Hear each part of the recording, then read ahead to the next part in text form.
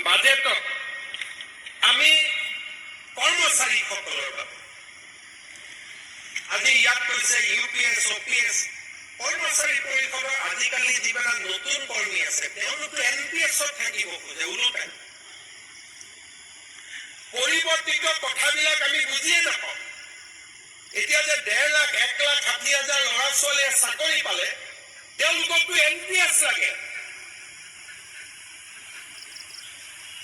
কাৰণ after retirement OPS-তকৈ NPS-এ বহুত বেছি টকা দিব আৰু যাক OPS লাগে তাৰ কাৰণে আমি UPS-ও কৰি দিছোঁ যে NPS লাগিলে NPS-লৈকে যাওক UPS লাগিলে UPS-ত যাওক এতিয়া মোক সোধে OPS কেতিয়া কৰিব কওক যেতিয়া আমি NPS UPS চব কৰিয়ে দিলোঁ কৰিব বাকী কি থাকিলে হ'ব পাৰে যে কিছুমান হেনচাৰ স্কুলৰ শিক্ষক প্ৰাদেশিকৰণ হৈছিল 2 বছৰ 3 বছৰ চাকৰি কৰিলে তেওঁলোকে সুবিধা পোৱা নাই অৱসৰত সেই বিষয়টো আলোচনা হ'ব পাৰে আমিতো কেতিয়াও বেয়া নাপাওঁ আজি আমি ইয়াত ক'লো যে হেনচাৰ স্কুলৰ শিক্ষকসকলে ক'লে যে ডেট অফ এপইণ্টমেণ্ট বদলিব লাগে আমিতো ৰাইজৰ কথাই হাউচত কৈছো যে হয় প্ৰাদেশিকৰণ আইনৰ আমি সংশোধন আনিম 2010ত আমি 2014, 15, 13 আমি যি কৰিব লাগে আমি কৰিম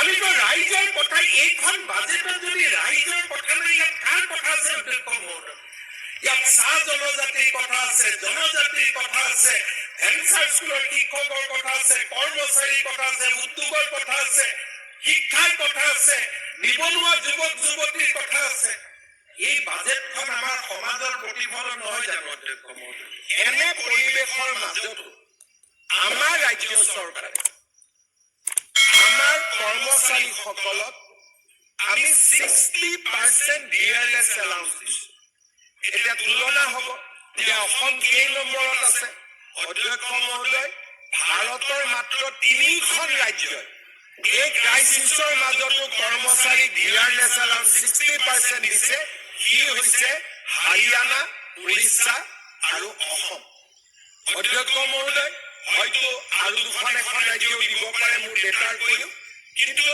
মেজৰিটি অফ ষ্টেট আজি কোনেও সাহস কৰা নাই তাৰ মাজত আজি আমি চৰকাৰী কৰ্মচাৰী আপ টু ডেট 60% আজি আমি দিয়ে দিবলৈ সক্ষম হৈছোঁ এনেকুৱা এটা অৱস্থা হৈছে অধ্যক্ষ মহোদয় যদি 2 মাহ 3 মাহ দিয়েতো দেৰি হৈছে আমাৰ কৰ্মচাৰী পৰিষদে তাতো আহি আপত্তি কৰে কিন্তু অধ্যক্ষ মহোদয় মই বুজি পাওঁ যে যিটো সময়ত পশ্চিমবংগৰ দৰে যিটো সময়ত ডাঙৰ ডাঙৰ ৰাজ্যবিলাকে আমাক দিয়ে দিব পৰা নাই সেই সময়ত ৰাজ্য চৰকাৰে আমাৰ চৰকাৰী কৰ্মচাৰীসকলকো ন্যায় প্ৰদান কৰাৰ ক্ষেত্ৰত আমি কেতিয়াও পিছহুকি অহা নাই আমি এটা পজিটিভিটি ক্ৰিয়েট কৰোঁ যোৱা 5 বছৰত আমাৰ ৰাজ্যখনৰ চাৰিওফালে আমি এটা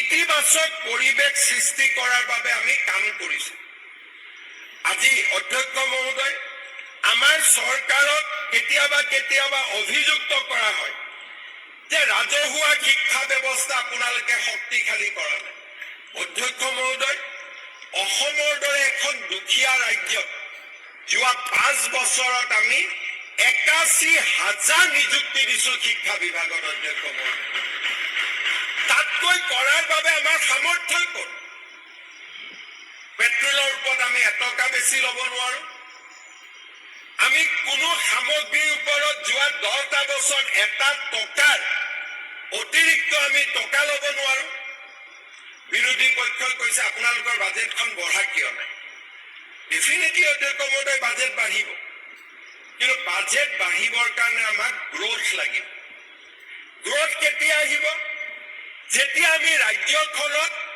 উদ্যোগীকৰণ আনিব পাৰিম আমাৰ ৰাজ্যত কৃষি পৰিৱৰ্তন আনিব পাৰিম বানপানীক আমি ৰুদ্ধ কৰিব পাৰিম আৰু আমাৰ ৰাজ্যত শিক্ষাক আমি আধুনিকৰণ কৰিব পাৰিম আজি অধ্যক্ষ মহোদয় এই বাজেটখনে অসমলৈ এটা পজিটিভিটি এটা ইতিবাচক বাৰ্তা পঠিয়াবলৈ চেষ্টা কৰিছে। অসমৰ দৰে ৰাজ্য এখনে আমাৰ বাজেটত আমি প্ৰথমবাৰলৈ উল্লেখ কৰিছো, ইলেকশ্যনৰ পিছত যেতিয়া ৰাইজক প্ৰতিশ্ৰুতি দিয়া হয়, সেই প্ৰতিশ্ৰুতিবিলাক চৰকাৰে মনত নেপেলায়, বিৰোধী পক্ষই মনত পেলাই দিয়ে যে আপুনি ইলেকশ্যনত এনেকে কৈছিল। অধ্যক্ষ মহোদয়, মই এটা পৰম্পৰা আৰম্ভ কৰিছিলো, পাৰো বা নোৱাৰো, আমাৰ প্ৰতিশ্ৰুতিবিলাক আমি দিনত সদায় মনত পেলাই থাকিম। অধ্যক্ষ মহোদয়, মই ইয়াত আলোচনাত কাকোৱে দেখা নাই যে আজি মুখ্যমন্ত্ৰী, বিত্তমন্ত্ৰীক আমি ধন্যবাদ জনাম, কেনেকে দিব 2 লাখ চাকৰি আপোনালোকে?